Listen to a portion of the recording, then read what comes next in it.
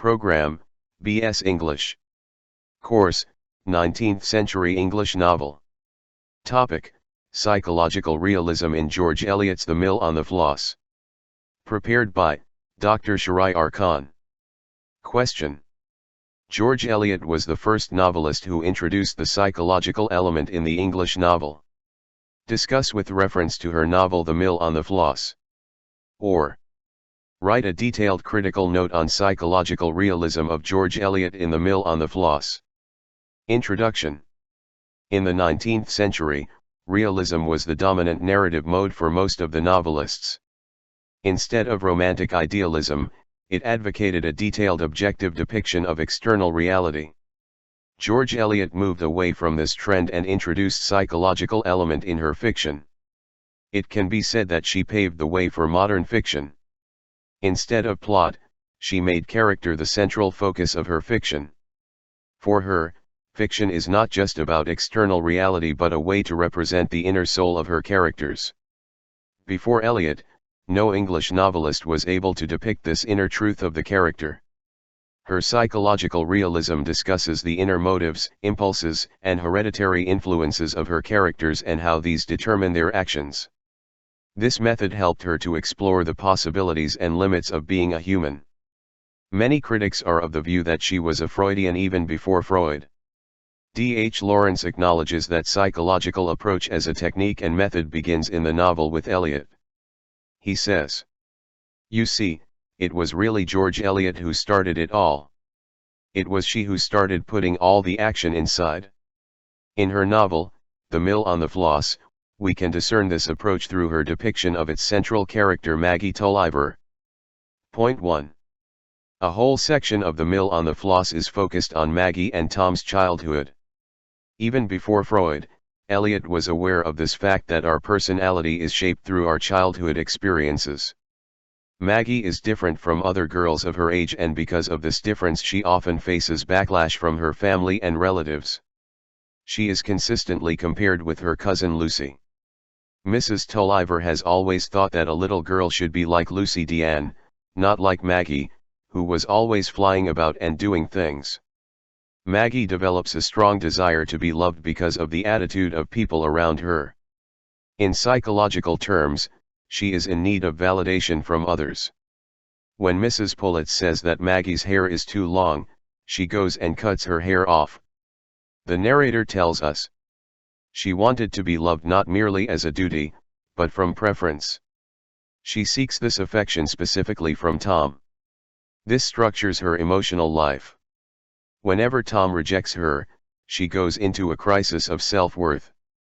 These childhood experiences play a major role in shaping her personality. The choices that she makes later in life are driven by this desire to seek validation from others. Here, we see how the novelist has provided psychological grounds for the later development of Maggie's character. Point 2.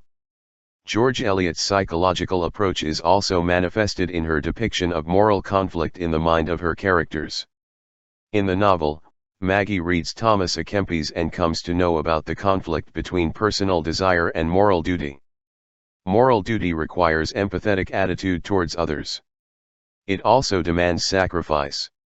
She resolves to renounce personal happiness in favor of duty, reflecting that the only true happiness lies in renunciation. Her resolve is challenged when she meets Stephen Guest. She wants to be with him, but she is acutely aware that her cousin Lucy is in love with him. Moreover, Philip Wakem has feelings for Maggie. She cannot hurt Lucy and Philip just for the sake of her own happiness. This splits Maggie's consciousness into two. Maggie's guilt is equally intense. She experiences what the narrator calls the divided consciousness that is the bitterest form of self-conflict. She struggles in her mind and decides to leave Stephen Guest in the boat and comes back to St. Ogg's alone. She pays a heavy price for this, but this is her idea of sacrifice. Point 3. The defining trait of Maggie's character is her capacity to feel for others. This capacity is the cause of her inner conflict. Firstly, her relationship with Philip Wakem is founded on her empathy. She does feel affection for him, but mostly it is pity. Maggie's heart went out to Philip with a rush of pity. This feeling for empathy is in conflict with her feelings for Tom and her father. She does not want to hurt them for the sake of her own happiness. This inner conflict appears again when she starts to have feelings for Stephen Guest.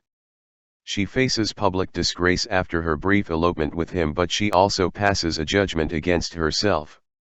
She thinks she must bear the consequences of her own actions.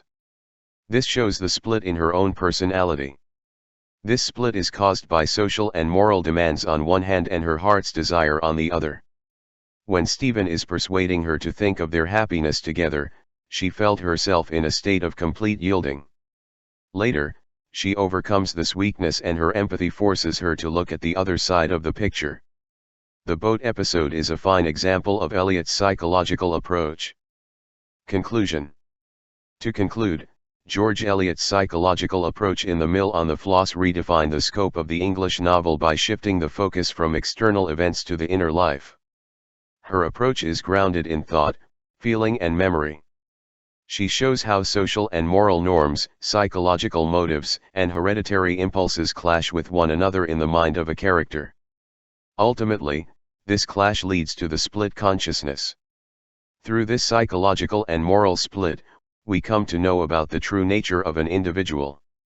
Lettice Copper has aptly observed. Her analysis of motives is penetrating, and she has more understanding than any English novelist before Freud of the undercurrents of mind and heart.